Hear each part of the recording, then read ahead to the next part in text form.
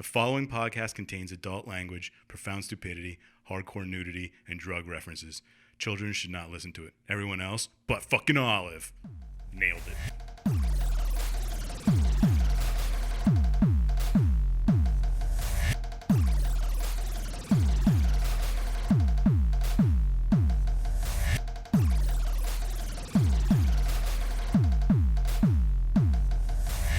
Hey everyone, and welcome to Plotty Time, the podcast where we three gamers discuss video game stories in detail with all the necessary and appropriate backlash.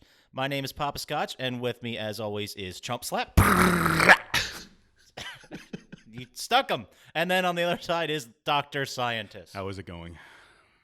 Perfect. So, Dr. Syintist, let's start out soft with some easy softball questions, and you tell us, what have you been up to this last week? What have you been playing? What have you been watching? What's going on? I haven't played shit. I worked on Magic decks pretty much all week, and I started watching Warehouse 13 again. Fucking nerd. I did see Avengers again. Ooh, okay. Well, what'd you think? Do you have any different feelings now that you've seen it twice? Is it spoiler okay yet? Well, this is going to come out 3 weeks after. I think the article or the interview I saw with the Russo brothers said you get till Monday, and then we're allowed to talk about it. So, I can talk about yes, we're spoiler zone. Let's do it. It was, you know the part where Black Widow dies? Sure. One of the women in the theater started like bawling out loud. And every time like an emotional thing happened, she got louder, and like other people started like. Did you start laughing? No, because I was trying Because to you were hold back crying the tears. Wait. So she was crying about it. Yeah, like And everyone she was like, laughing at her crying? No, they weren't laughing. They were trying to hold back their own like Everybody else was about to get teary. like their empathetic reaction. That's fantastic. And then like every emotional thing after that, like when he came back and he was there and Hulk got mad and everything from then on. And then when the Iron Man died, forget that. She'd lost it. I don't want to laugh at her pain, but she knows it's like made up, right? Yeah, and if she's that emotional about it, is this the first time she saw it? Yeah, I assume so. If you're going to get that emotional, you think you'd see it the first day of fucking I also heard there was an article that said that it's good to mourn characters like that, even if they're not real. Well, let's find out from her. We have her right here today. No, we don't. We don't have guests. We don't know people. Who would want to do that? So what about you, Chump Slap? What have you been playing? What have you been watching? What have you been stealing? What's up? I've been kicking around a little Sekiro still. I think I'm at the end of the game because there's like, I can't just warp to this area now. I have to run through it again. Oh, so you think this is like the final run? Yeah, pretty sure. Well, it should be. It's been a long time coming. Aren't there different endings for the game? I don't know. Probably because With different bosses? It is Souls-esque. Yeah, I don't know. But it's not a Souls game. No, it's not. But I have been watching I Think You Should Go, or I Think You Should Leave on Netflix. Do you see that shit? I did. I thought it was very hit or miss, but I was kind of not paying attention. I think I'm going to watch it again. But the moment where the fucking hot dog car drove through the store. That one was amazing. Everyone's like, he's like, I don't know. Who the hell did that? He's wearing a hot dog suit. That was fucking brilliant. He looks like a hot dog, too. It's like, oh, damn it. But I very much enjoyed it, yeah. Yeah, I'm a big fan of Tim Robbins or whatever his name is. What is he from? Why have I not? He looked very familiar, but I don't Have know. you seen Detroiters? No, I have not.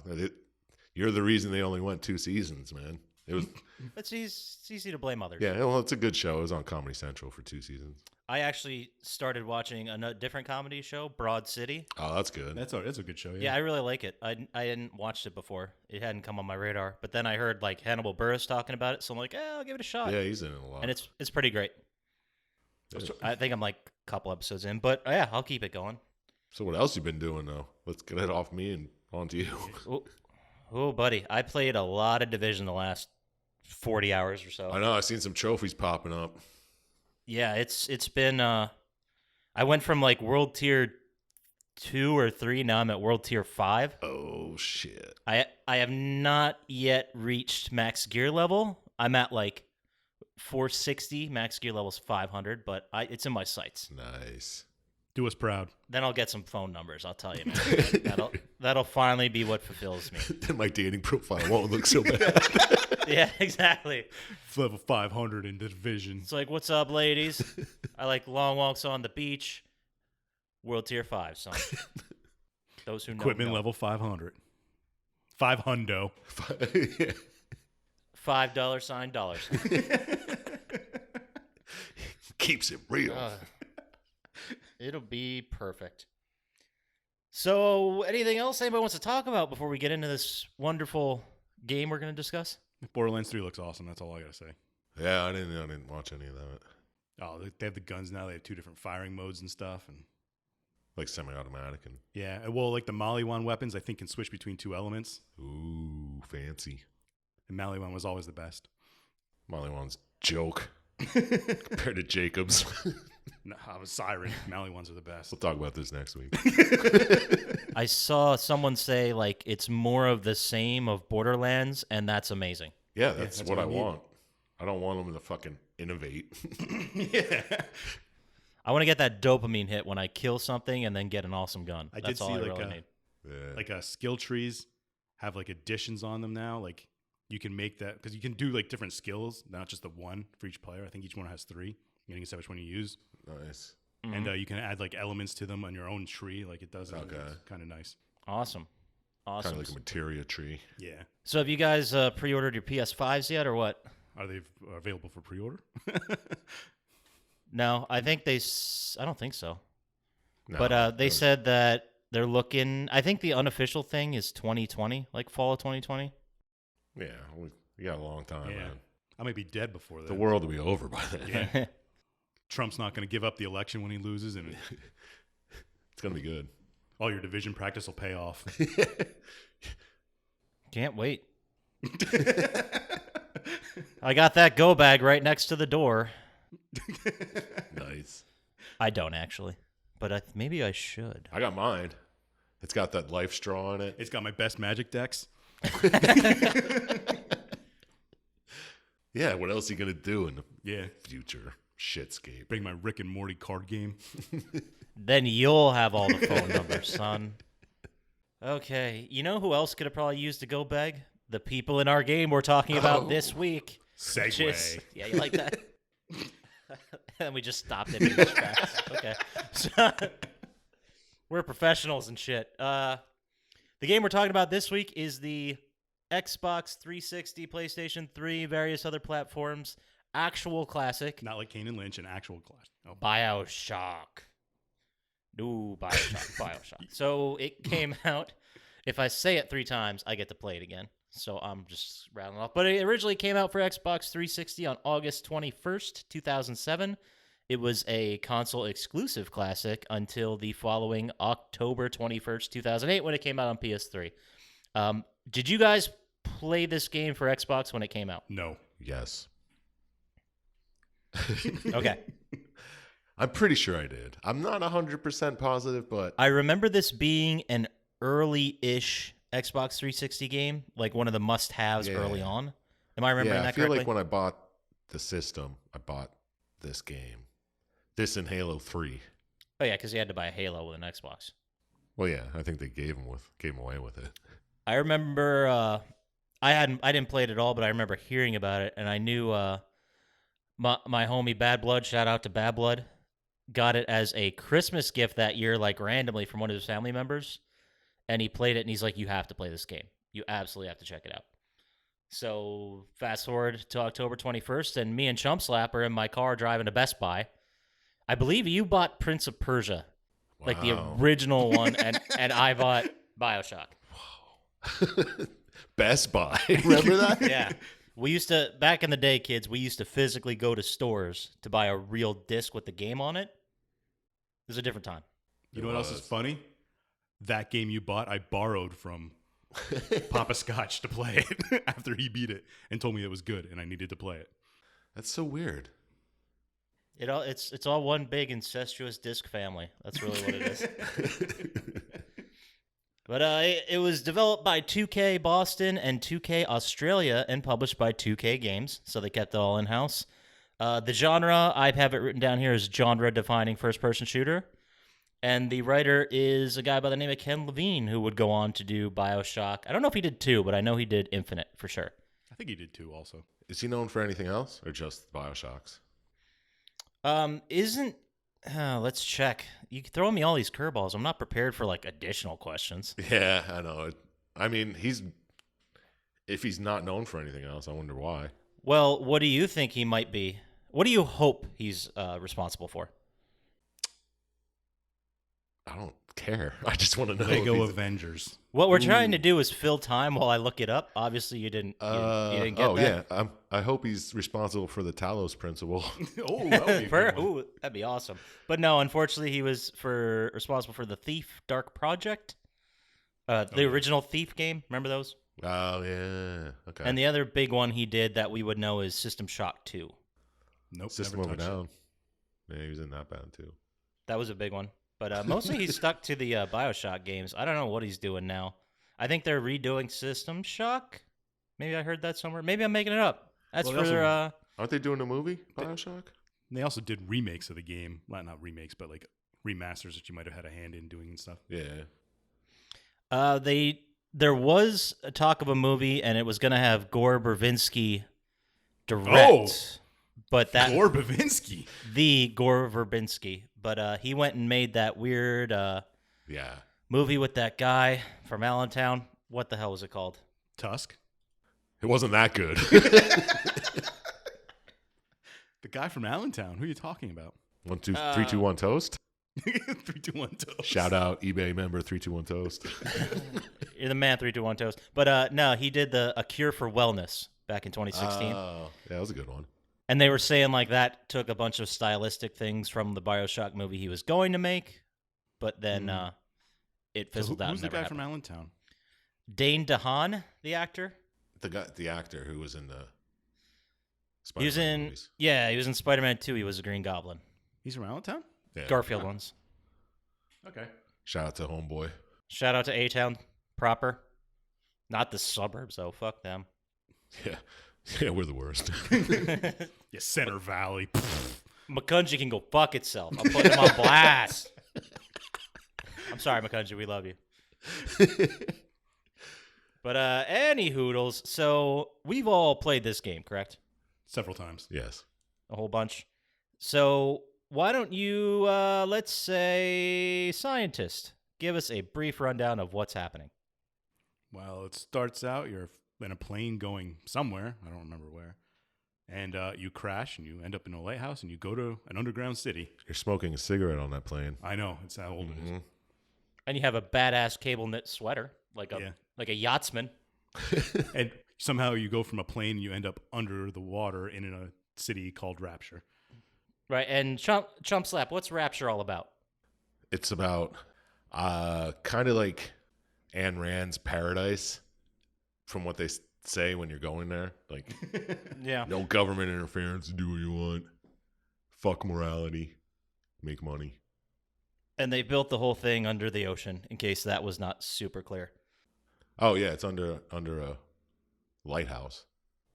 So if real life Rapture happened right now, are you guys on the first submarine there, or are you saying fuck that noise? Do they have the experiments and stuff that this Rapture has? Yeah, but let's pretend we don't know it's going to go horribly. Yeah? Yeah, sure. Why not? Fuck yeah, I'll be there. Yeah, me too. It sounds awesome. Yeah. It's better than the job I have now. I want to shoot electricity from my fingertips. Yeah, or just randomly start things and people on fire. Yeah. I don't You see could why be you like wouldn't. an X-Men in real life. Yeah. Shoot bees at people. Yeah. Well, everyone I does the forgot same thing. all about the beast thing. That's fantastic. Thank you. We're gonna have a bee fight. Bee fight at the quad. How do they get the bee? You know what? A lot of logistical questions with building a city underwater. But let's just go with the story here. You first get underground and you're contacted via radio by a guy named Atlas. And Atlas tells you he will help you basically get the fuck out of here, but you need to help him save his family first. That's like the gist, right? Yeah, that's how the whole impetus for the first part is. Yeah. Go here and do this so we can get to my family. It's like, but yeah. Standard video game story pacing and logic. Do something for me, then I'll help you advance. Yeah. So And on I'll and so save forth. you from the underground city you just put yourself in. Yeah, I'll get you out of here, even though you could just take the elevator up. Or you could have not have taken the elevator at all. Yeah. Yeah. Like, why are you getting in a fucking weird bubble ball? Just- Yeah, you should just stay in the like people are going to show up at the lighthouse. yeah, eventually. Like a day, maybe, if that. Was this? I never got the feeling that Rapture was like 100% self-enclosed. Like it always seemed like people could come and go from it until the shit went down. Yeah. Was that the only entrance? That's the only one you ever see. But there are other bathyspheres that take you around, so maybe you can go from any bathysphere. Yeah, because bathyspheres aren't on a track, right? They just... Yeah, wouldn't you, in theory, just be able to like float to the surface and get the fuck out of there? I guess you didn't need to go to the lighthouse dock. Yeah. But what do I know? I assume it's like Futurama tube world. Yeah, maybe that's what it is. I obviously know. I know what you mean when you say Futurama 2 world. But how about you explain it for our listeners that maybe don't know? The way to get from point A to point B is a tube system, but that's not, because your bathysphere is just floating around in plain water. And if they're not watching Futurama, I don't know if we want them as fans. Yeah, I mean, come on, maybe they're youngins. Good point. Shout out to all the Futurama fans out there. Hey. So the first guy you get to in your fun adventures, I believe, is Mr. John S. Steinman. You guys remember who this guy is? The psycho doctor? Well, you get introduced to Big Daddies first and little sisters. Yeah, you don't fight them first, though. No, well. That's when you take your first.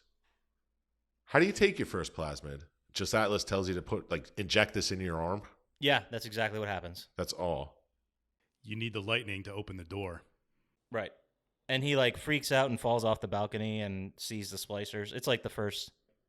Yeah. And a Big Daddy walks over you and the little sisters. Okay. Yes. But yes, then you go to Dr. Steinman and he's kind of physical. He's a plastic surgeon. Yeah, plastic surgeon. Right. I thought you encountered the little sister after this, but I could be incorrect. Well, yeah, you can't do anything when you see her the first time. Yeah. You just walk. Oh, they that's just right. walk Yeah. past you. Because if you try to shoot and get in a fight with a Big Daddy the first time you see it, you're in for a bad time. Yeah, true. So what happens? You have a boss fight with this guy. All the splicers too. I realized in the game, like they spout off a bunch of gibberish because they're going insane. Yeah. But every once in a while, you'll hear them reference Dr. Steinman. They'll be like, Dr. Steinman will fix me, and then they attack you with a wrench or whatever. Yeah. Yeah, they're all they were normal people, right? Yeah. They weren't born splicers. Yeah, the backstory, I guess we should explain before we get too far, is that there was a whole bunch of people living in Rapture in this underground city, seemingly. They're talking about how like interpersonal conflicts were bringing it down, but everyone was still alive at that point. And then basically the plasmids got out of control, and there was a civil war down there. Yeah. They drove people insane. Right. And basically the insane are the only people left because the good people either probably got out or got murdered. So the plasmids were driving people insane. Well, you're rewriting your DNA. Yeah, Atlas tells you that, right? Yeah. But then he's telling you to fucking put plasmids in you. Yeah. Like, constantly. Okay. Well, he wants what he wants, right? Yeah, well, he doesn't fuck around. No, he absolutely does not. When you first see the doctor, he runs away and blows up something behind him, and then they're like, oh, you need another plasmid to advance. Oh, yeah, go get the telekinesis plasmid. Is that the telekinesis or the fire? It doesn't you matter. get both, but the telekinesis is the one you need because you have to catch the bombs from this. Oh, yeah. Oh, that's right, yeah. And then he fights Steinman. Yeah. Yeah, I remember that being like a very difficult fight the first time I played the game because you didn't really know how to use your ammo or your plasmids. Like, Yeah. Yeah, I had like 3 shotgun shells when I tried to fight him. Yeah, exactly. You don't have enough ammo. You don't have enough plasmid for him. Do you get the camera before or after you fight him? After. After, okay. Yeah, it's When way you- after. When you go to the fisheries, the guy sends you for it. But Okay. But yeah, Go ahead. I was just going to say the whole point of the game is to get out, and this is the way to get Atlas what he wants. Because you're still working your way towards his family. Right, you're not specifically doing any tasks for him. These are just what's standing in your way. Right? That's fair to say? yeah. You're just on your way to the fishery so you can get to the fucking people. And then you encounter the little sister next to a fallen Big Daddy. Yep. The Big Daddies, of course, are the protectors of the little sisters as they harvest what's called Eve. Adam. And everyone's... Oh, that's right. Sorry. Adam. And everyone wants that Adam. It fuels plasmids. Well, Adam lets you get better plasmids or more. Eve is the stuff you use to use your plasmids. Oh, okay. Eve hypo. I got you. Right. And you basically get a choice. You can either... Atlas tells you that that's not a little girl anymore because she's under some hypnotized spell or whatever, and you should just harvest her, essentially. And she turns into like a little sea slug. That's a tongue twister. Or you can choose to save them, and Dr. Tenenbaum gives you a not a plasmid, a something. The other thing you can get. Yeah, that lets you save them. Right, and then you can save them, and you get less at them, but then they're alive. And you find out later that if you save like 3, they'll leave you a present of more Adam. Ooh. So it actually it benefits you immediately to harvest all the little sisters, but it doesn't benefit you really at all long term. Yeah. Whew, that was a lot. So then where do you go from here, Mr. Scientist? Well, do you want to talk about Tenenbaum a little bit, or? Oh, yeah. When you're harvesting, before you harvest it. What's her backstory? She's like, I don't know, I would say the nursery mother for these little sisters. Did she create them? Atlas says she created all these little monsters. She's some kind of scientist. I think, and I was thinking about this too after I got through it, but she might be the only, I don't want to say the only good person in the whole game, but she helped either take care of these little girls or train them or condition them to be little sisters, and now she's trying to basically save them and fix this. Yeah. Yeah, but she did fuck them up in the first place. Yeah, exactly. But she's trying to right her wrongs, though. All right. Seemingly. But she's like the den mother now, I guess, for the rogue little sisters. Yeah, I guess. Yeah, everyone you heal or whatever. But she's definitely in your corner the whole time. She's one of the helpers. Yeah. Because you help the little sisters. Yeah. If you help them. But if you don't help them, does she just talk shit to you the whole time? Like, fuck off. I think she's more like she understands, but she still wishes you wouldn't do that.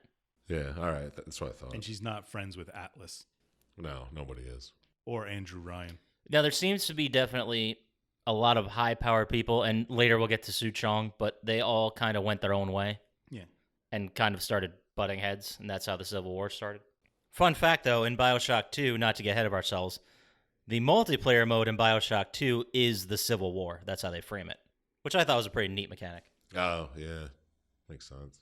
Maybe we should talk about Andrew Ryan, who actually created all of Rapture, too. Well, where do you first hear of him? He talks it to you on the way down to Rapture. Oh, okay. That his dream was to create a city where... He's the guy who sounded like Ayn Rand. Yeah.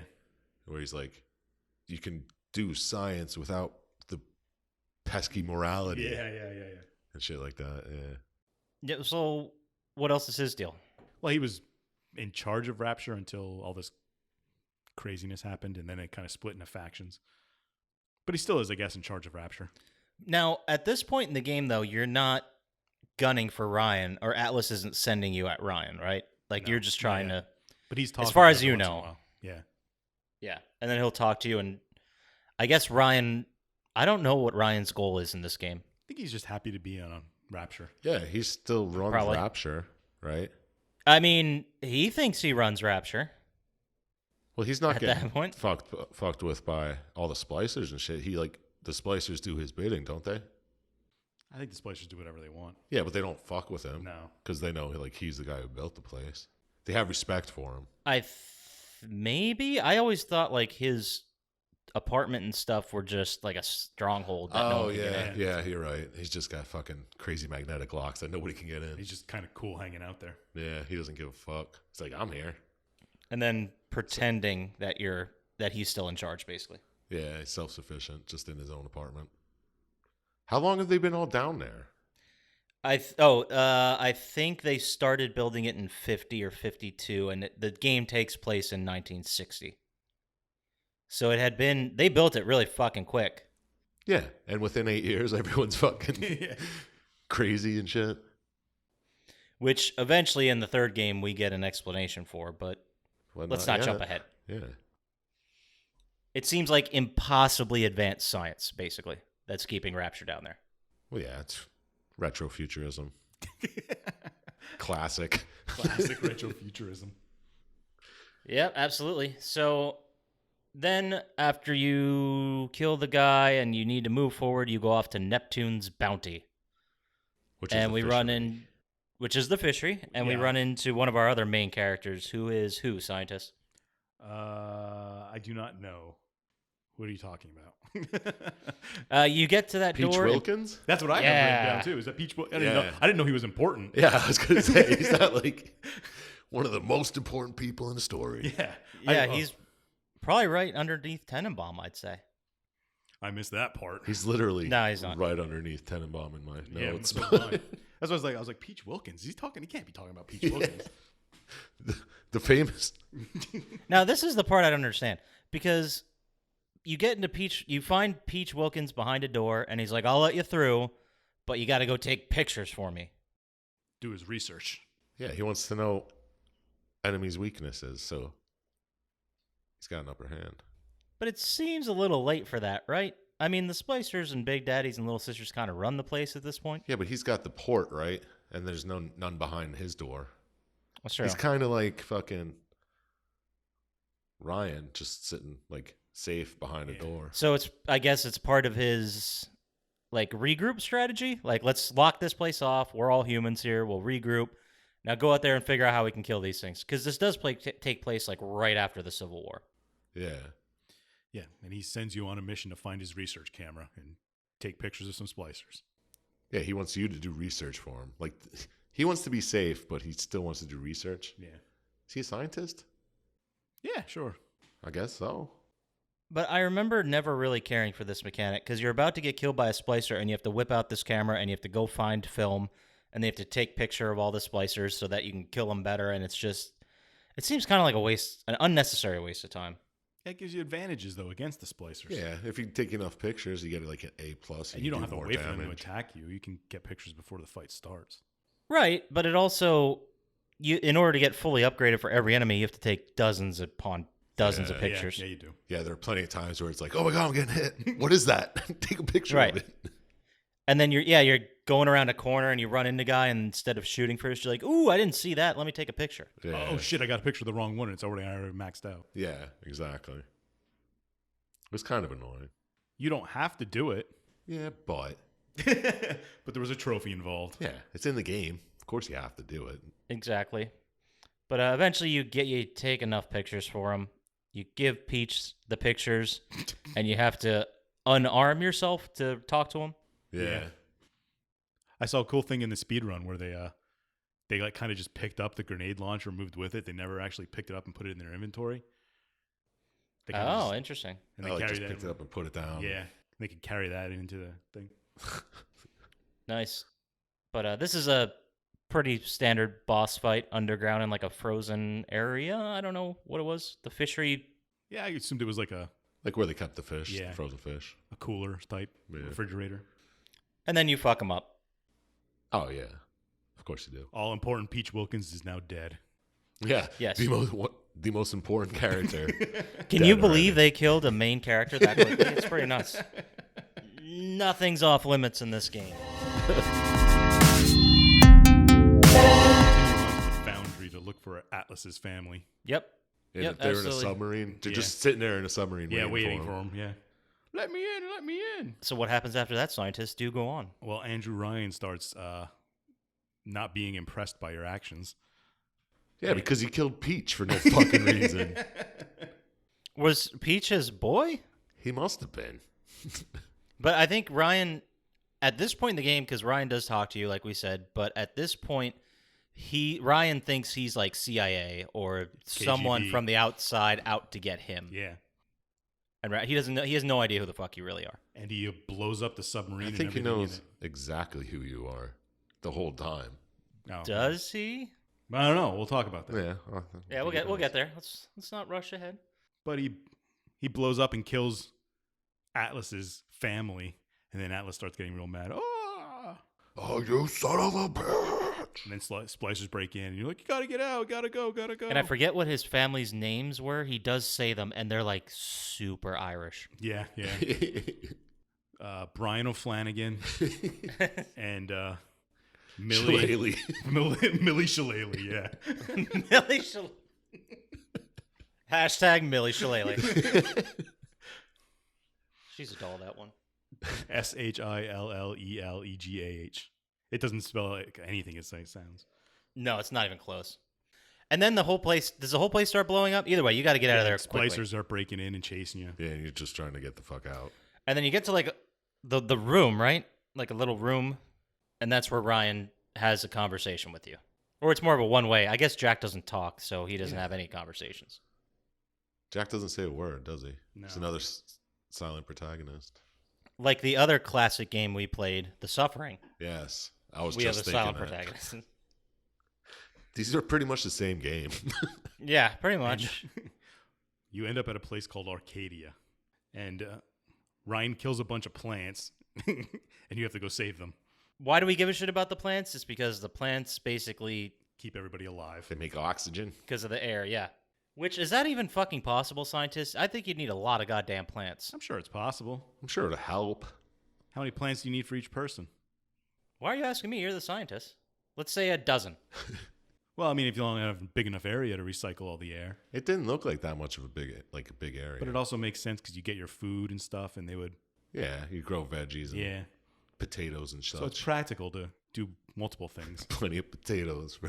I'm sure they had like scrubbers too that recycled oxygen without using plants. Be realistic here. The plants also, they eat up all that carbon dioxide you're breathing out. Yeah.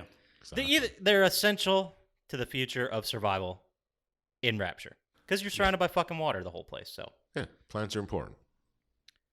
Any hoodles. So Atlas says, all right, stop what you're doing. We got to save some trees. Yep. And you have to go talk to Langford. Correct. Langford is head tree lady. Yeah, or botanist, we'll call her.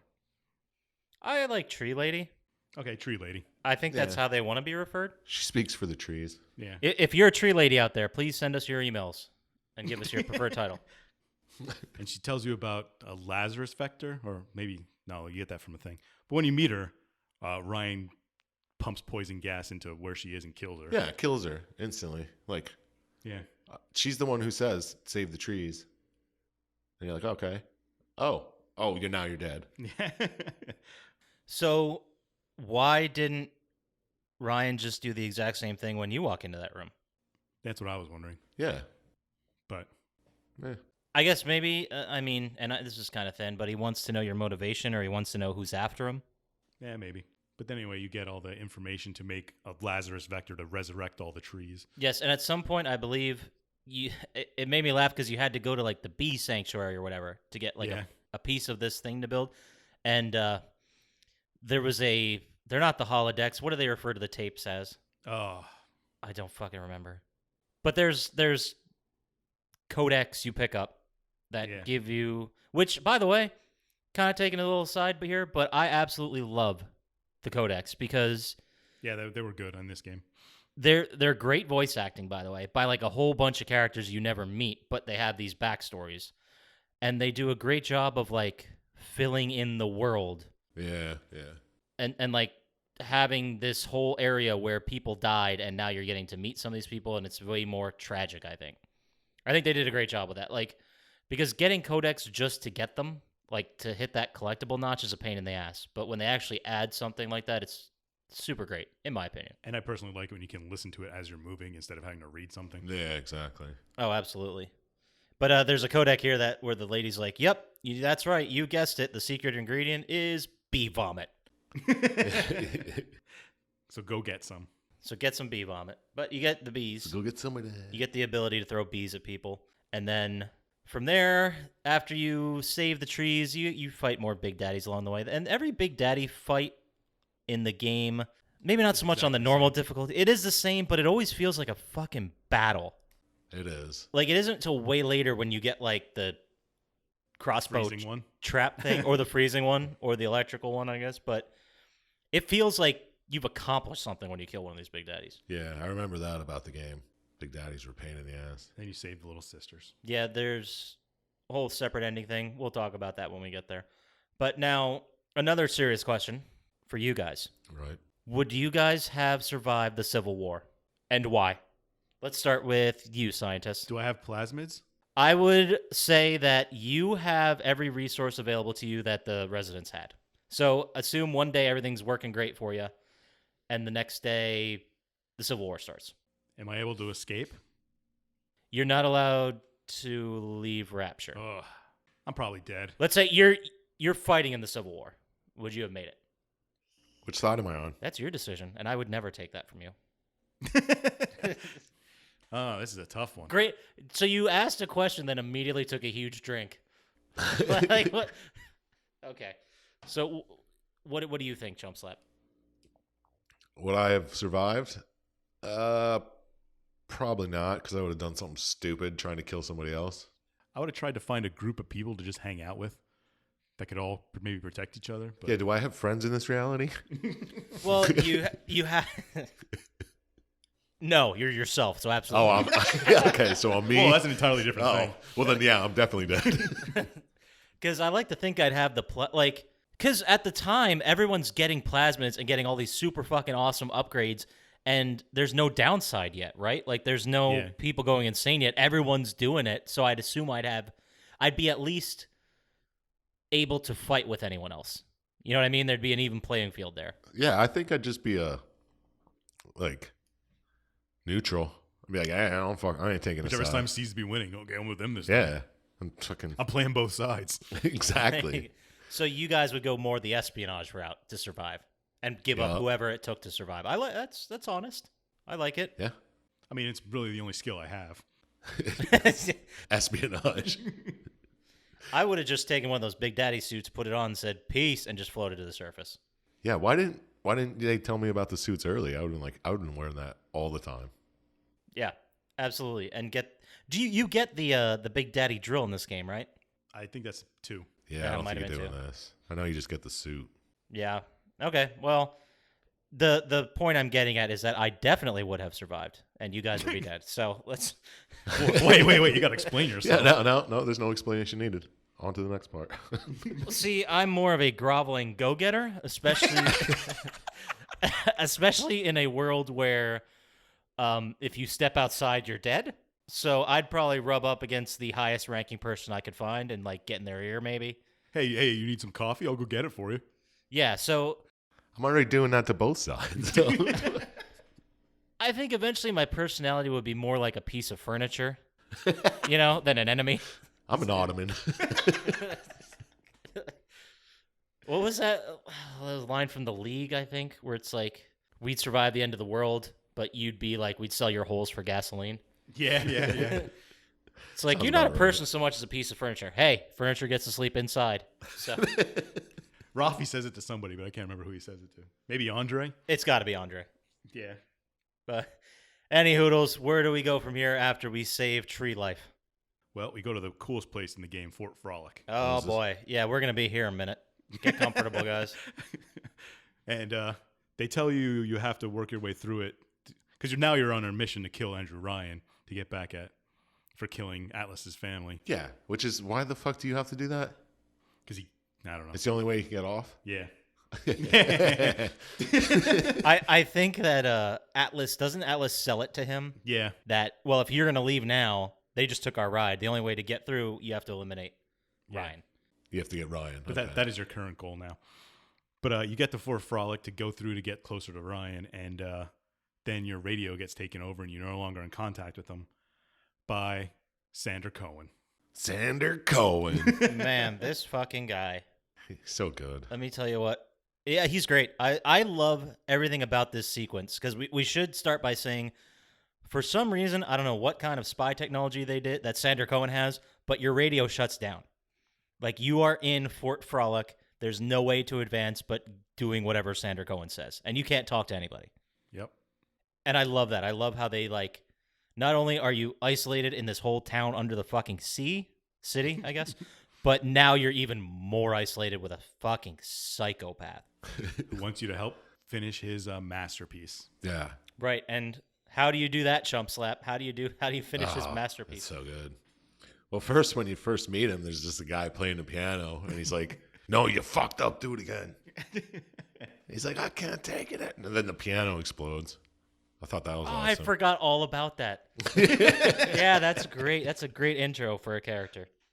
Torturing someone into playing the piano. That's just to set the fucking tone of who this is.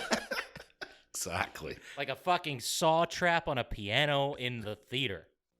Oh, that's so good. But then he asks you just to, he's like, take a picture of the dead body and put it on my quad tick. Which, is that the real, whatever, I won't get hung up on that word. It's That's his art project. Politic, yeah. But all of what I love about this sequence too is you go around killing his 4 ex-bros, and they all have backstories and they all have like full character wikis from the game because of like the codex and shit you find. Like it adds more to each character. Yeah, that was a pretty cool part of the game. Is this the part 2 where you first come across like his plaster statues? Yeah. Yes. Which are people just covered in plaster. Yeah. Yeah. And some of them attack you and some of them are just straight up like dead people. They're already dead, yeah. Is this also one of the coolest parts in the game when you actually play it is when you're walking through that empty room and you pick something up and you turn around, there's a whole bunch of Splicer statues standing there. Yeah. Yeah, dude, that's a great sequence. They really nailed it, like front to back with the Sander Cohen stuff. Yeah. And there's also, now, I got a vibe here, guys, and I want to see if you got the same vibe. Maybe you did. All these 5 guys were fucking, right? There's a lover's quarrel aspect to this. Or at least, like, I didn't maybe that, but I thought it was artistic vision. that's what I thought too. But yes, but there was one codec. I think it was Finnegan. The 4 people were Fitzpatrick, Finnegan, Cobb, and Rodriguez. No, I think it was Rodriguez. But they say, like, oh, the things he made me do.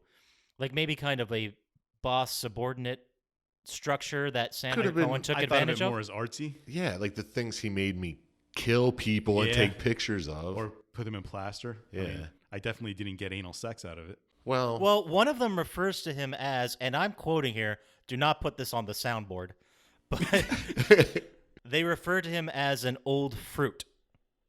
There's several references to that, to his sexuality, which, hey, if you want to be a homosexual man, go for it. Do it. But don't, like, sexually abuse people, then kill them. So, and turn them into your living art projects. I don't know. I didn't see it, but I can see how you got it. But anyway, so they apparently at some point, all 5 of them were tight. And I don't know if each of them, he believes that he's been wronged by them. Yeah. And this is in a world where everyone's jacked up on plasmids, getting voluntary face surgery. What wackadoo shit did they do to piss him off so much? Which is a question that I had. What is your theory, Syintist? What do you think they did? I thought they just had artistic differences. Like they kind of didn't want to do the things that he was doing, and he was kind of in charge. That's very different than what I got. Yeah, yeah. And now I wish you went first. I think maybe Sander Cohen started going insane first, and they were just like, whoa, back away from it. They were a little bit more insane than they were. Yeah. Yeah. It's an old Pro ZD skit, but he's like talking. It's like a TV and a lamp talking, and they're sitting next to each other. And he's like, "Oh, they're fucking. How do you get that? They're just saying hi." And then they say something else to each other. And he says, "Oh, they fucking." He's like, "No, they're just friends." And then like the TV says to the lamp, he's like, "Oh, you're a dear friend of mine." And he's like, "Oh, they fucking." It's so funny. I don't even know where that is. I'll have to show you, Dad. Yeah. We'll put the link on YouTube. For sure. All right, back to BioShock. Anyway, so at the end, you eventually kill all these people. You take their images, you put them in the quad tick. The place to put pictures. Quad tick? You place his pictures in the middle area stage thingy, and then you get rewarded with a plasmid, and Sander Cohen comes down with some spotlight following him. I don't know how that happened. Yeah, and little fucking fireworks and shit, Yeah, right? I thought I saw confetti. Yeah. Oh, confetti. But then that's when your radio kicks on, and Atlas is like, "Holy shit, where the fuck have you been? I've been trying to raise you for hours, blah, blah, blah." But then you have a decision to make. Goen is basically just standing around admiring the work, and you can choose to murder him right here, or you can let him survive. Yeah, this is technically your boss fight, where you can do nothing or kill him. Oh, really? Technically, yeah. I didn't know you could do nothing. Yeah, it comes up later, and we'll get to it, but you do have the option to just walk away and go to the bathysphere and go to the next area. Yeah, but I'm just saying, like, when I played the game, I just assumed I had to kill him. Yeah, when you complete his thing, he says, "All right, you can leave. You don't have to do anything." You Oh, can walk right yeah. out." Yeah, well, I ain't listening to that. You're fucking crazy, man. Yeah. You would not have been wrong to think you could kill him, because I think if you kill him, you get access. Like, there's 2 chests, basically, you can open Oh, yeah. when you kill him. Like, the one is he awards you a plasmid, and then the other one is locked, and if you kill him and take the key, you can open it. Yeah, okay. But you could always kill him later, then come back to that area if you really want to. It kind of mostly goes in a linear structure, mostly, but you do have the option to like get in the bathysphere and go back to places. Yeah. Kill big daddies you might not have been able to kill or something. Yeah, exactly. Right. But then Atlas gets on the restored radio and tells you to go to Hephaestus. Leg it is what he says. Leg it to Hephaestus. Did you have that written down in your notes? Like you wanted Yes, to I did. specifically mention leg it? Because the way he said it made me. He's like, "Oh, we gotta leg it to Hephaestus." Would you please? Or Would you kindly? would you kindly leg it to Hephaestus? Would you kindly? Go to Hephaestus and you spend a lot of time trying to get into Andrew Ryan's office. Yeah, this felt a little bit longer than it needed to be because you had to get like 4 components to make a bomb, and then you bomb the door to get into the office, and then you don't get there, and you have to go to the circuit. There's a whole bunch of stuff. Yeah. But the important part about all that, this is where you finally meet the character of Suchong, who plays a huge role in all the BioShock games.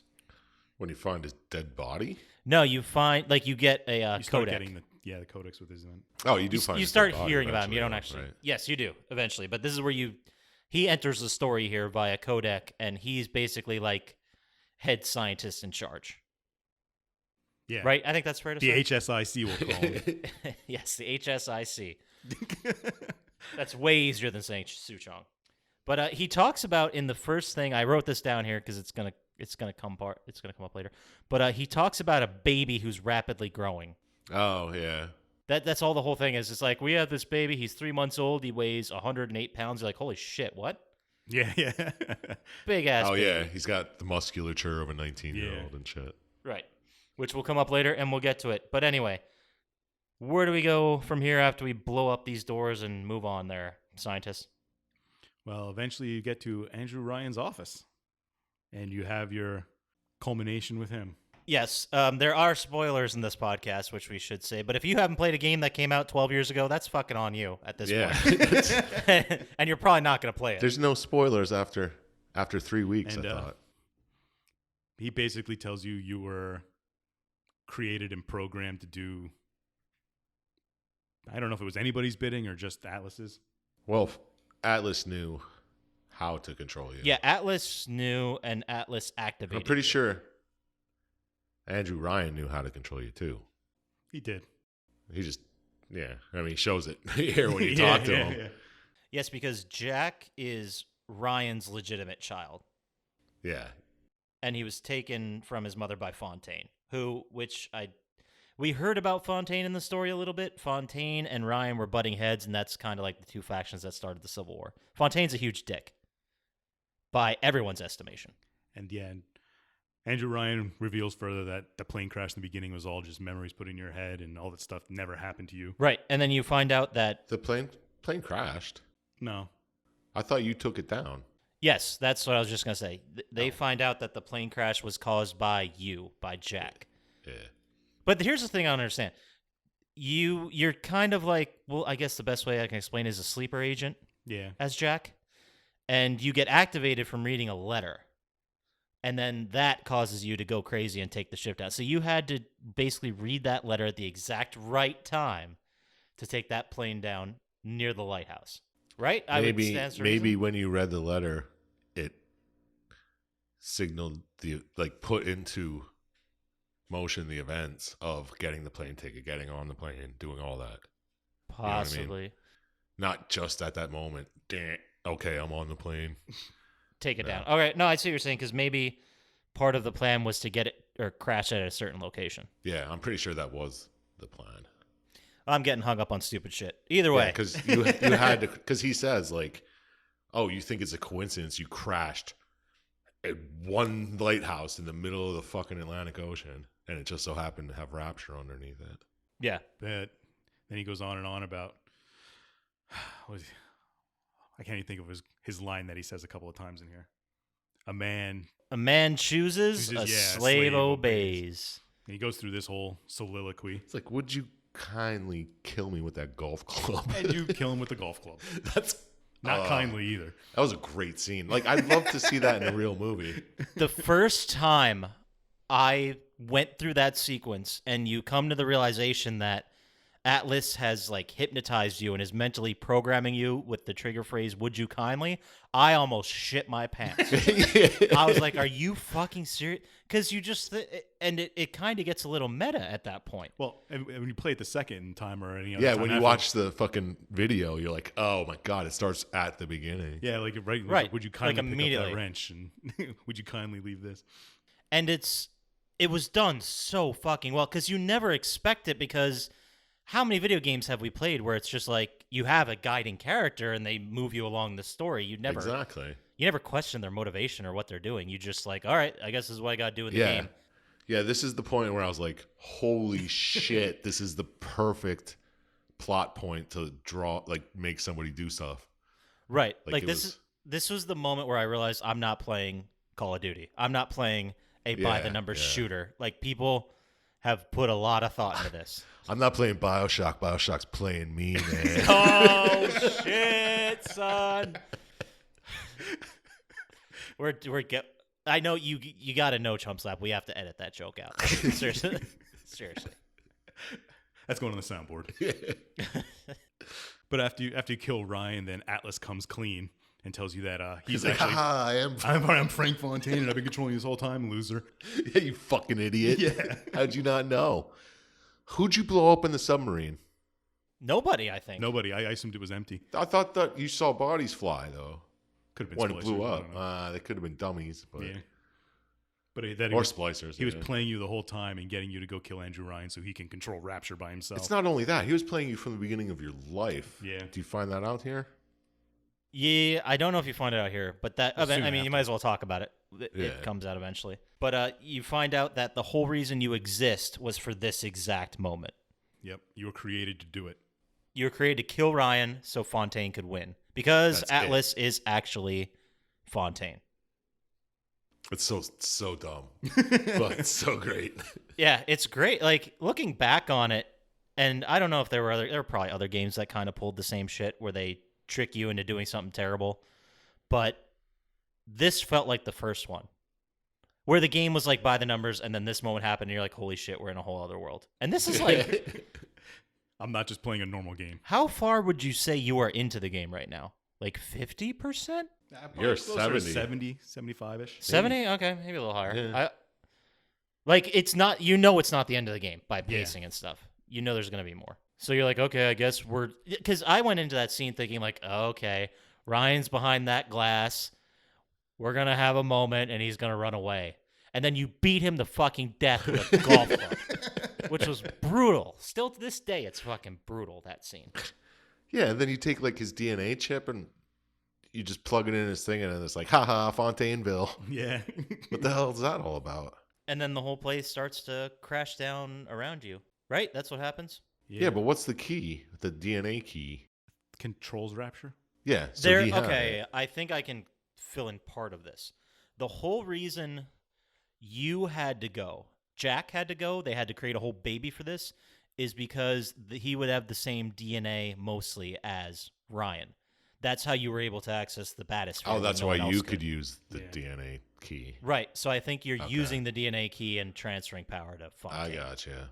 That makes sense. All right. They don't, I guess they explain it well, but you're still blown away by what happened, and it's like, holy shit, what? What are we doing with this key? I was ready. Oh my God, there's more. Hold on. And then the whole place comes down around you. And do you get knocked out, or do the little sisters show you where to go? I don't remember if that was this game or the next one. You get knocked out. You get knocked out because then you wake up and then Tenenbaum's there. Yeah, and the little sisters are around. Yeah. Absolutely. And so She's you like- basically I think this scene happens whether you kill all the little sisters or you save them. Yeah, Yeah. I think it does. Well, it has to. I never played it where I killed the little sister, so I don't know. I think I only played it once, and I did kill the little sisters every time. Because I was like, fuck you. It's all about me. I know I definitely did both, and I think you can still get the good ending if you harvest like 1 or 2, I think. Yeah, you can harvest 1. Oh, okay. Gotcha. That's from what I read. But anyway, so you're talking, and Tenenbaum, I don't want to say she steps on a soapbox and lectures you, but that's That's what she exactly what does. happens. That's what she does. And she's like, I deprogrammed you a little. Yeah. A little bit. You're gonna have to do more. Yeah, that was an interesting choice. She's like, I broke most of your programming, so you like the would you kindly won't work. Yeah. However, I couldn't do everything. And then he tries to shut down your heart. Yeah. And then the next thing you know, fucking Fontaine's talking to you, and he's like, code yellow. Yeah. And then Oh, boom. And that's fucking that. Banana-rama. But Or ram a banana. and he's like, no, because he says that's a great moment. He's like, would you kindly? And he's like, oh shit, they figured it out. He's like, oh well, check this out, bro. Bam. Yeah, you're gonna do exactly what I say. Yeah. And his heart starts to fail. Now, at this point, I think the story kind of shifts to you need to kill Frank Fontaine. Yep. Well, you have to break your bonds first of his control over you, and then you Yeah, can kill you him. got to go find 192 or whatever. Yeah. Because, well, the story, if I'm remembering this correctly, at this point is you want to get out, obviously, but you want to save the little sisters. You want to help Tenenbaum, basically. You're no longer being controlled by Atlas, but Tenenbaum is kind of steering you in the right direction. Well, it's your choice still at that point. It is, yes. But at the same time, I kind of got the idea that it's like, well, I need to get out of here anyway, and Fontaine's in the way. So no Yeah. matter which choice you make, you got to kill Fontaine. Yeah. But anyway, what happens after this code yellow nonsense? You have to go find solution 192 because that'll help. Once you drink it, it'll Yeah. cut down the fucking mind control a little more. And I kind of zoned out in the cutscene movie because I've, like you, Syintist, I've played through this game probably 6 times. Yeah. 4 to 6 times at least, and I kind of remember this section being exactly like the bomb section. Like you got to do a whole bunch of little shit to make the formula. Yeah, you do. And is this the thing? I'm getting two in this one confused, but is this the thing that's like unstable and it keeps flying to other areas? No, this one, when you drink it, it starts switching your plasmids randomly. Oh, that's Yeah, right. Yeah. That's right. I'm probably thinking of Infinite then with that one. But So then you yes, so eventually you do get it though. Yeah. drink 2 of them. You have to drink 2, and then oh, look at that. Nothing matters again. You're back to going to try to find Fontaine, but the only way to get into his door is if you have a little sister help you.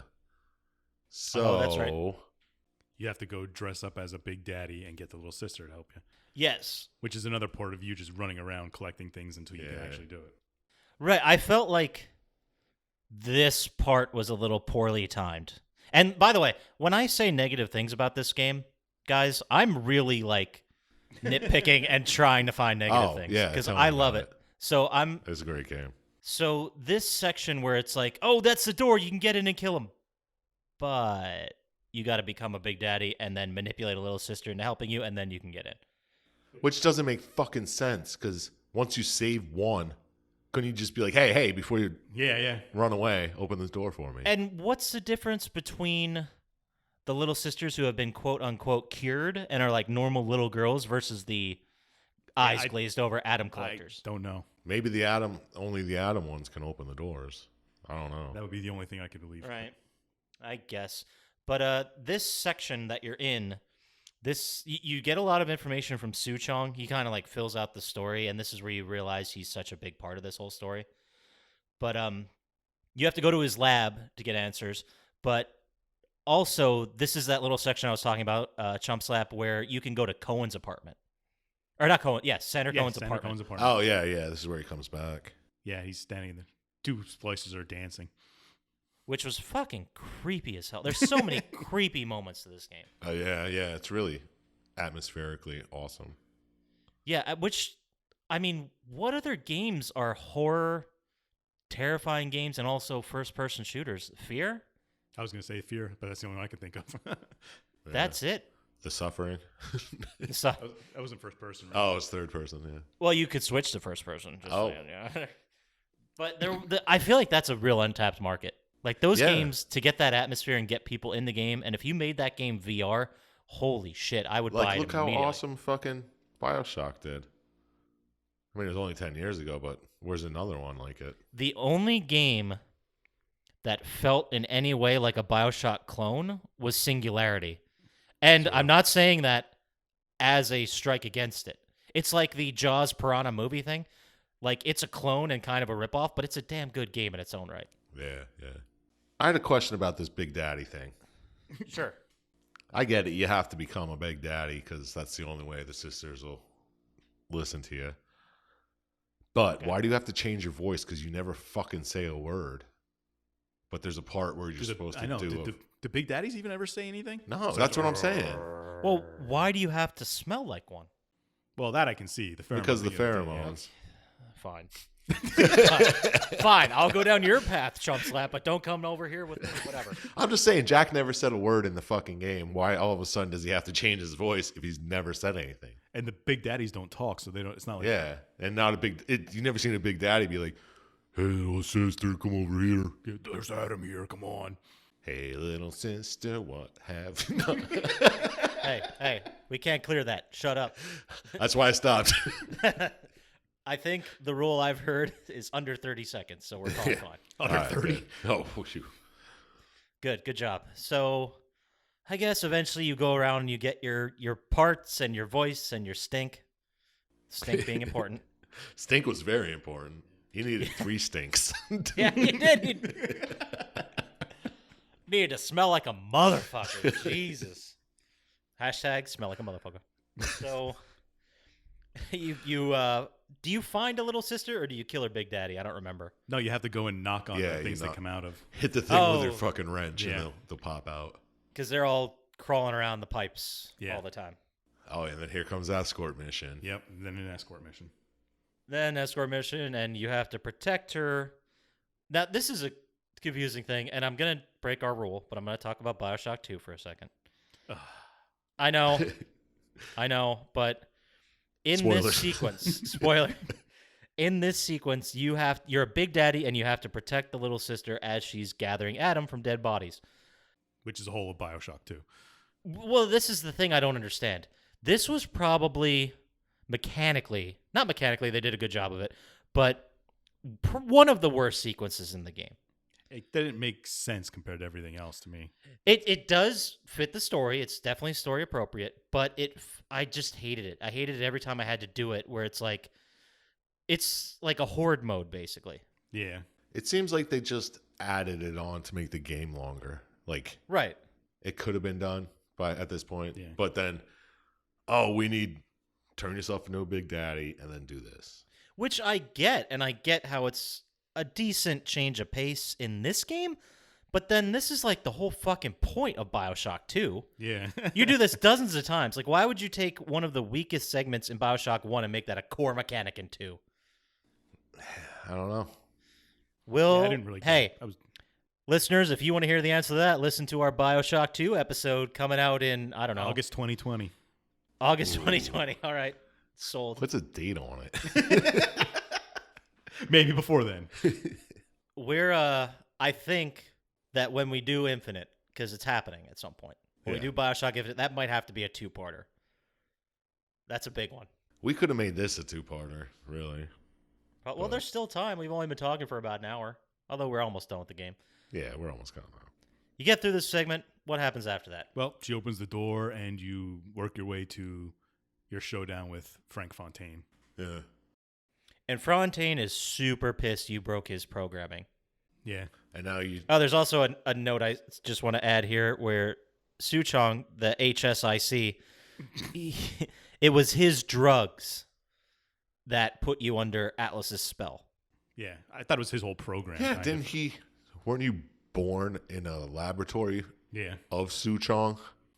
And then shipped to the surface. You're basically a man-child which would explain the not talking. Why were you even shipped to the surface just to come back down? Anyway, Yeah. That's a decent question. Why didn't they hide him on Rapture somewhere? Yeah. Why did he have to come from the outside? If he was growing so fast anyway, he was 19. Yeah, at 2 or whatever. anyway, you go to the fight with Fontaine. Yeah. All right, silly. But Which is, well, not only is that silly, but the fight with Fontaine is a little silly it's too. fucking Yeah. stupid. You got to stab him in the heart and steal his atom. Yeah, all of a sudden the little sister's like, "Here, have Yeah. my atom fucking syringe." Why weren't there big daddies running around with those before? Well, the big daddies only work for the little sisters. But she you can't- gave you the syringe thinking you're a big daddy. Yeah, good point. Or were you out of the, I don't know. Well, anyway, you got to stab him in the heart and he attacks you. And then you got to stab him in the heart again and he attacks you. It's four Yeah. phases. And eventually he flips out. Ah! And then at one point, am I remembering correctly, the little sisters all basically gang tackle him? Yeah, after you beat him, he kind of like knocks you down and then they start Yeah. stabbing him. Does that happen no matter how you save or harvest? I should have watched the bad ending, but Because I assume they don't come out and help you otherwise. I think they do anyway because they still want to kill him. But Yeah, either way, they're not fans of Fontaine. No one is. Because this is a question, I don't even know if it got answered in this, but originally the atom was taken from the sea slugs. Because even there's a couple segments where you find the sea slugs and you get like 5 or 10 atom from them. yeah, you walk yeah, outside for yeah. a little bit. Right. And that was Su Chong's best way to get Adam, the scientist. But why do the little sisters exist? They just exist to get Adam, right? They just exist to collect it. And I'm thinking that was the last ditch effort to get them to collect the dead bodies. Or how did we make that leap? You know what I mean? How did we make the leap from Like, why little are the sisters? children? Why are they hanging out with big daddies, and why are they harvesting Adam? In 8 years since this Yeah. place started getting 'Cause built. everybody wants Adam. They're like black market. Yeah, I don't know. I guess. I mean, and maybe this question's answered in later games, but I didn't feel like there was a satisfactory answer. You just kind of went with it, which is fine. You can't. Yeah, I don't know. I didn't get a valid explanation for it. No, but any hoodles. Now we get our 2 different endings. You have the good ending, and you have the bad ending. Sure do. Why don't you tell us about both of them? No, I'm giving this to you guys. I don't. I'll do Okay. a good ending. I don't know what happens in the bad ending. All right, I'll do the bad ending. So, Chump Slap, give us the good ending. Which, by the way, before you start, this is the canon ending. Yes, yes. When you save the little sisters. You save the little sisters. They help kill Fontaine, and then the only difference is Tenenbaum. Is she the one narrating? Yeah. Yes, in this case. And she is, just yes. says thank you, and then there's scenes of like people graduating college and getting Right. married, little sisters growing up and having lives and shit. She's like, you saved them; they can have lives. Blah blah blah. And yeah, and I guess in the canon ending, you adopted 5 of them as your daughters, and you like raised them as like human beings in the real world. That's the good best case yeah, scenario. yeah. Did you die quickly? I don't think so. No, Then I got an image. I got through that image that the children were at least adults. Yeah, but No, you don't keep aging as fast as you okay, you just matured that quickly and then lived the rest of your life normally. I suppose so. I guess. Yes. You know what I mean? You didn't have any more Adam to live off, so I guess you aged normally. The Okay. Adam sped you up. Okay, so what happens when you slaughter all the little sisters? Yeah. When you slaughter all the little sisters, I'm glad you asked me that. The narrator is still Tenenbaum, but she sadly narrates what happened there, and she actually takes time to condemn Jack for killing all the little sisters. So she's already Reasonably not so. thrilled. It's a bad tone to the narration. But then a U.S. Navy sub finds the wreckage of the airplane, and when that's happening, splicers surface and they attack the crew of the sub and take control of it. You also find out the sub is carrying nuclear missiles, and Dr. Tenenbaum claims that Jack has, quote, stolen the terrible secrets of the world. And I didn't know this about this narration, but Dr. Tenenbaum's narration gets more harsh and more pissy the more little sisters you killed. Yeah, I read that and I was like, oh, that's awesome. I wonder how Yeah, much. so if you accidentally took 2 instead of the allotted 1, then she's kind of condemning Just you slightly and kind of pissy. casual. And then if you kill them all, she's pissed. Yeah. But either way, none of that actually matters because it's not the canon ending. All right, so that was it. That was the game, one of the classics of that generation. So let's talk about what we think about it. Chump Slap, final thoughts. Would you play it again? Did the story work for you? I would definitely play it again. It's not only the classic of its generation, it's the classic of any generation. Say that. He wrote that down so we could say it. No, I Did didn't. you prepare that? Don't be that guy. Did you prepare it? We know you did. It's fine. But yeah, great game. The plot points that move the story along, amazing. I'd never seen those before, and it worked perfectly, if you ask me. All in all, out of 27 total, I'll give it a 20. It's the highest rated game so far for me. Chump Slap's rating system. Was it? I thought you came up with this. Well, I mean, his own personal rating Well, system. yeah, for out the of my 27 27. Yeah, it's the highest one so far. 20 out of 27. Obviously, listeners, if you haven't heard us before, our rating star system is out of 27 for obvious reasons. Yeah, so don't be stupid. It adds up perfectly.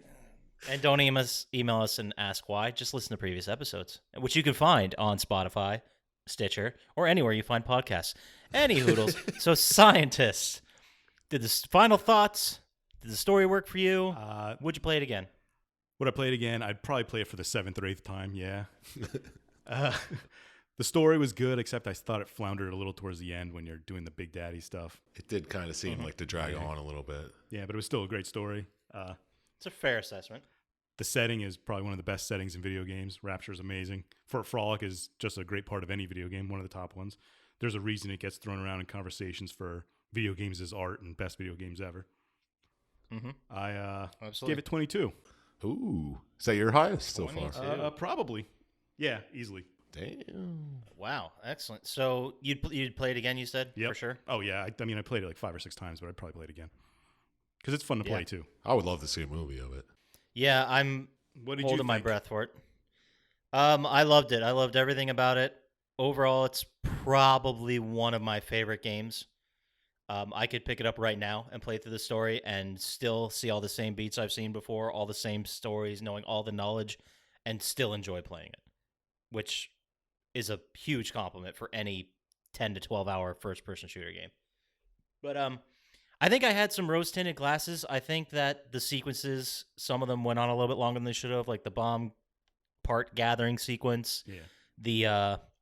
the Big Daddy sequence, and the plant stuff sequences. But at the same time, they didn't sacrifice any urgency to the situation. Like, you still had to rush for it. You still had to do a lot to get to it, and it all led to something amazing. It just seems like we're nitpicking because these are like the video game. They needed to do that. You know what I mean? And Right. we could just see through it, but yeah. Right, absolutely. Like, we can see through it now after we've all played it multiple times, but I feel like they weren't enough to take away from an excellent score. I actually went with 24 out of 27. Whoa. Yeah, this is definitely one of my favorite, top tier. That's 66 out of 81. Yeah, that's by far our highest. I don't think we Hell broke. yeah. Assassin's Creed might be right behind it with like 30. 50, I think. I don't know if we hit 50 yet. I know we had high 40s in Assassin's Creed, and that was a great story too. Yeah. So that's it. We all have very high, good, soft feelings about this Well, game. a lot of good things are always said about it, and for good reason. I almost gave it a 23, but then I was like, oh, wait, maybe BioShock 2 is a 23. No. There are, if you ask me what are my top 3 favorite games, this and Infinite are probably in those top 3, for sure. Really? 2 BioShocks in your top 3 favorite games? Yeah, I love the setting. It's like the haunted house structure where they put you in a setting you can't easily escape from. Oh, yeah. So you have that whole stuff. Like, you can see the outside, and it's beautiful, it's gorgeous, it's under the water. And at the same time, it's like, if I go out there, I'm fucking dead. Yeah, like, but that's Portal and Metroid exist. That's true. Yeah, I don't know if I'd even put it in my top 10 favorite games of all time. No, but it it'd doesn't probably even be in 20. It doesn't even top 3 for me. Oh, no, not even close to the top 3. Really? Okay. No. Definitely maybe top 10. Maybe top 10. Different strokes, different folks. Yeah, I mean, I'm not a first-person shooter guy. That'd be... I am, though. Yeah. But, yeah. And I remember that being a point of contention with us Syintist, because I'm like, you got to play it. You're like, I don't play He's first-person no, shooters. it's I'm like, person. look, I know you don't, but if there's one you should play, this is the one. Yeah. You got any good quotes from this one, on? Oh, I got not as many as you'd think. There's a lot of good quotes, like I just like when splicers sing songs. Yeah, the random splicer moments are all great. We could have put all of them on here. What do you have there, Chump Slap? Do you have any quality quotes that you can give us? I only have, I got 3 of them, actually. There's one in the beginning where, I guess it's not really a quote, but if you have captions on, it says Johnny, and it says, parentheses, scream, and parentheses, start parentheses again, death gurgle. That's the first person you see die. Yeah, I thought that was like the best quote. And Are you fucking with me right now, or? I feel like you're making a mockery of the quote system. no, the death gurgle. it's a quote. All right, it's more like all right. Okay, now I get it. Okay. Now I get it. What else you got? Oh yeah, there's one more. Okay. It's Fontaine talking to you, and he says, I think he's talking about Tenenbaum and how she's helping.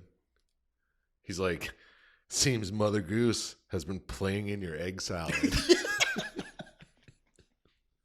He did keep I calling don't her even Mother get Goose. that. No, I don't either. He just kept calling her Mother Goose, and then she's been playing with your head, like playing Okay. with your egg salad, your brain. Is that when Atlas is still Atlas? No, that's when he's No, Fontaine. no, it's right after you find out who he is, and he finds out that Would You Kindly doesn't work anymore. Besides the classic ones in the game, like Would You Well, there's Kindly? one where he's like gonna run Rapture tits to toes. That's Atlas has some good, because Atlas, we kind of failed to mention it, but he was supposed to be, or Atlas was a fake persona that Fontaine made, and the whole reason he made this fake persona was to get the working class on his side. Oh yeah, we didn't even talk about that. So yeah, I guess we should have, but whatever. It's almost as if you had, like, I don't know, an example would be like a politician who said all kinds of wild shit to get a bunch of people on his side. To get not the ever working class to vote for him, and then turn around Yeah. and didn't do anything for him. Yeah, it sounds like How meta of a conversation. right? Yeah, I don't know. It doesn't sound like anything I've ever heard of, but I don't know of any real world analogs. It doesn't happen in democracies. As it doesn't happen in reality. It's his game. Yeah. Exactly. That's why it's so terrifying.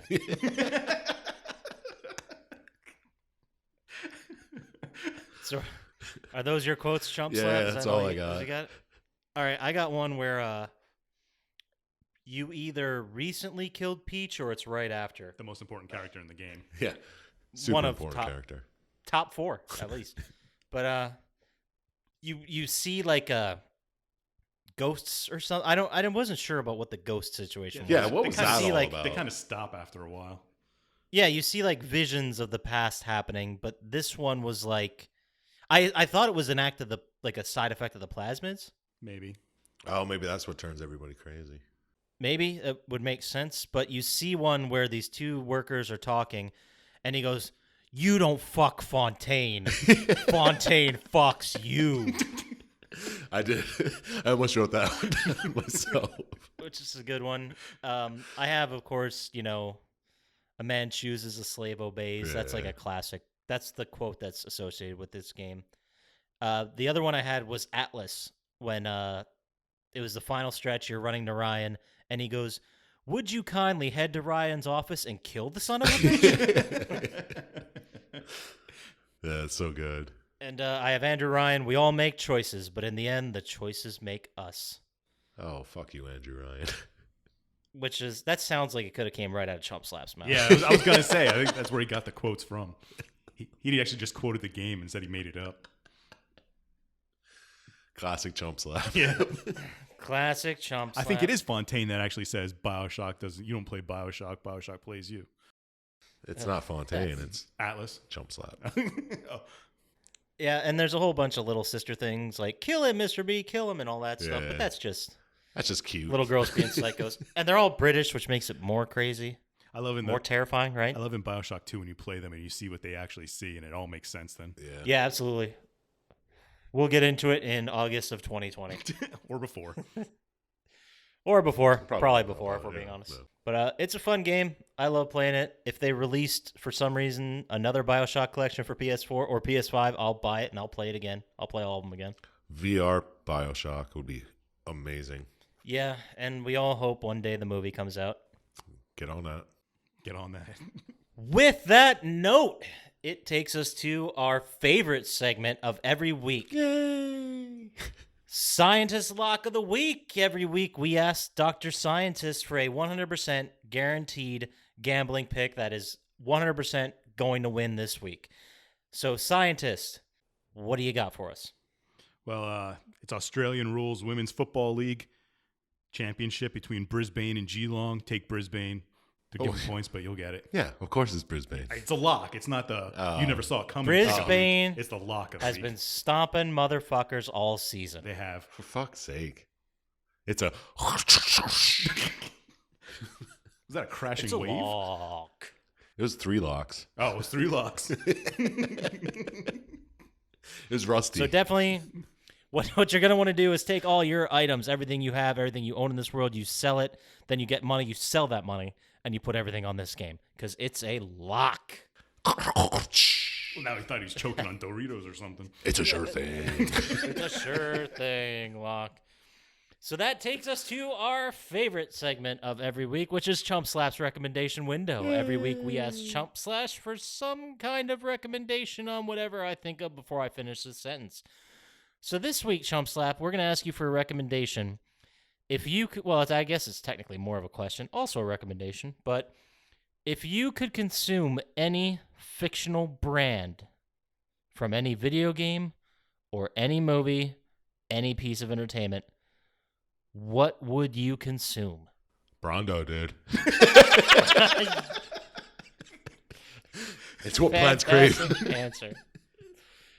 It has electrolytes. Why wouldn't you pick it? Oh, it's got electrolytes, right? Yeah. That's from the film Idiocracy. Hashtag Idiocracy for you young people that One of don't the know greatest good movies ever entertainment. made. For you #idiocracies. Oh, what a great movie. All right, well, that does it for us this week. If someone wanted to, I don't know, maybe like take a look at our social media presence if they felt so inclined, Scientist, where would they go? Well, we have a social media presence? Yeah. Okay. Where would I go on Twitter? We'd probably go to Twitter or Instagram at Plotty Time. Sounds about right. No shit. Yeah. Oh, does anyone man that? I don't know. We'll have to go see if anybody's taken them yet. Yeah. Oh, we'll try. But check there. We'll probably have it by the time this is up. Sure, but let's say, if there was a person that really hated fucking BioShock, which they're obviously a monster, but what if they wanted to write us a long-ass email telling us that we suck? Where would they send that, Chump Slap? Chump Slap at... Oh, wait.